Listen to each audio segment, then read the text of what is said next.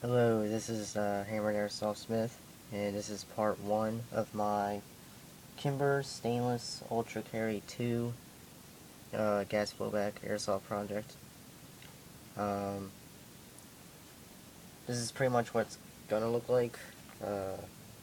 Not exact, but a pretty good idea. Those are not exactly the pistol I'm talking about. There's some slight differences, but that's just to give you an idea.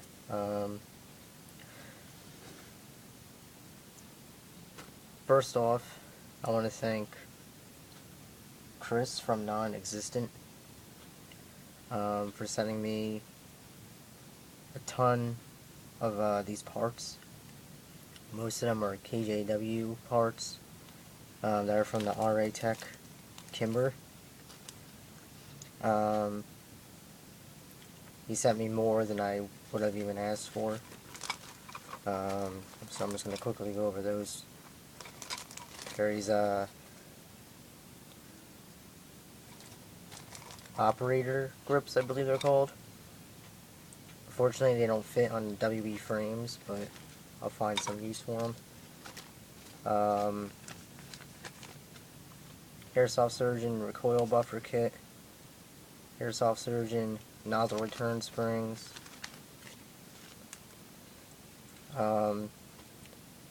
KJW mainspring housing, which I have fitted to my Colt 1911A1. I'll go over that in a bit, how to fit one of those to a WE pistol. It's really easy. The hammer and hammer strut of KJW, the RA Tech Kimber. Mainspring housing pin, which is obviously in the mainspring housing. It's all KJW unless they specify otherwise.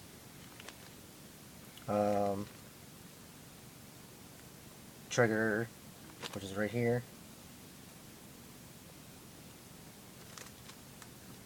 And a magazine or mag replacement spring kit for Togi Morori. So it's got like all Togi Morori pieces in here. Turn spring, recoil, excuse me, the little spring components that go in this section over here, and the plunger tube spring, which I actually really kind of needed, along with, of course, the trigger and hammer to do this project the way I would have liked.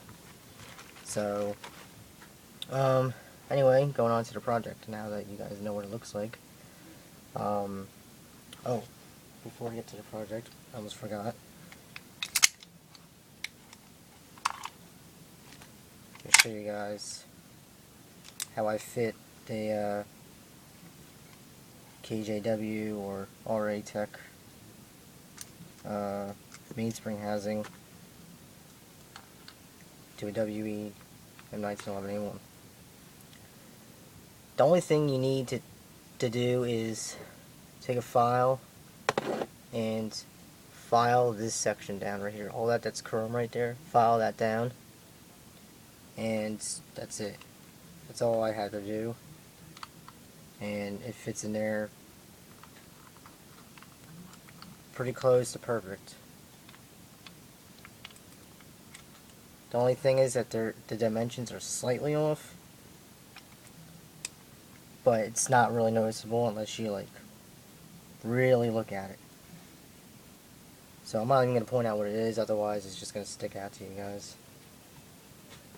So there you go, and it works.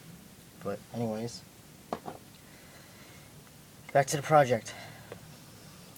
So I'll be using a WE frame with mostly WE parts.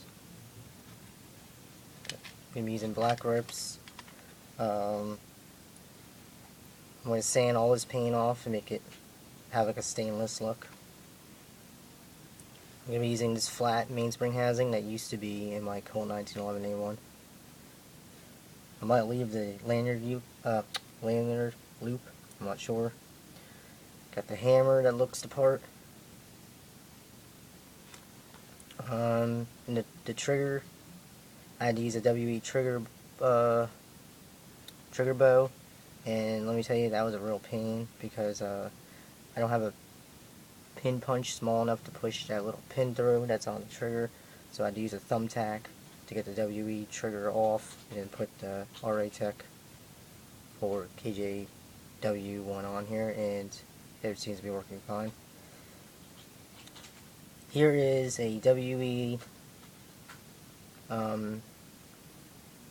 grip safety that I filed down a few weeks ago, so it's like the World War I version, and it ended up I needed to round it off more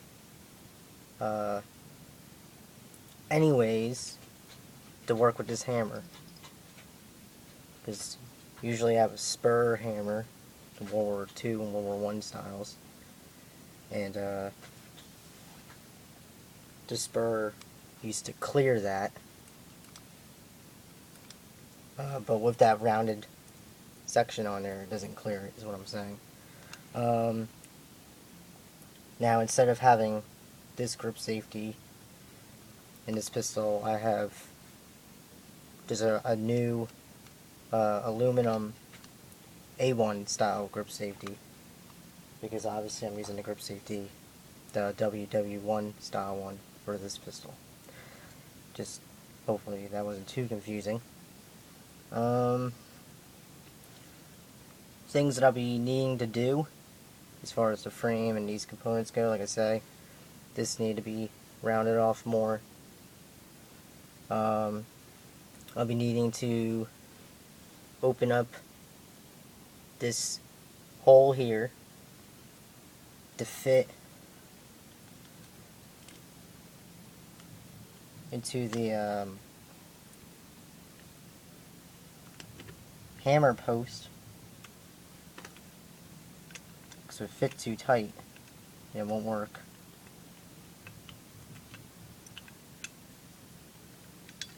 This will just cooperate. Every other time it comes out very easily, but when I'm on camera it doesn't want to do anything. There we go. This hammer post here, just kind of, you need to really push that on there, and then it kind of gets stuck. So that's why I'll be needing to sand that down.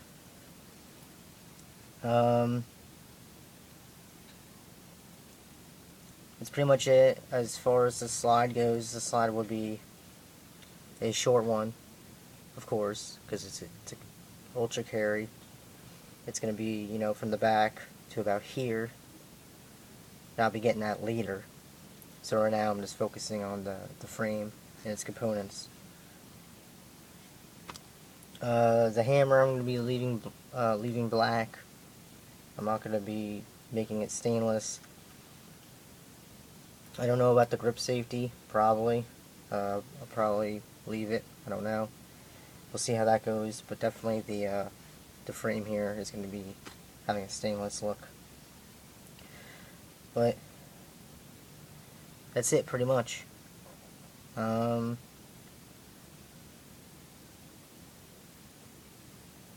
Thinking if there's anything else.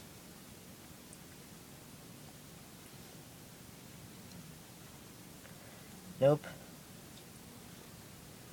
So there you have it. Yep, that's the first part of my Kimber Stainless Ultra Carry 2 build project or whatever.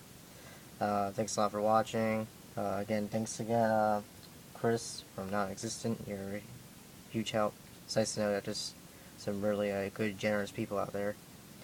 Alright guys, stay tuned for part 2.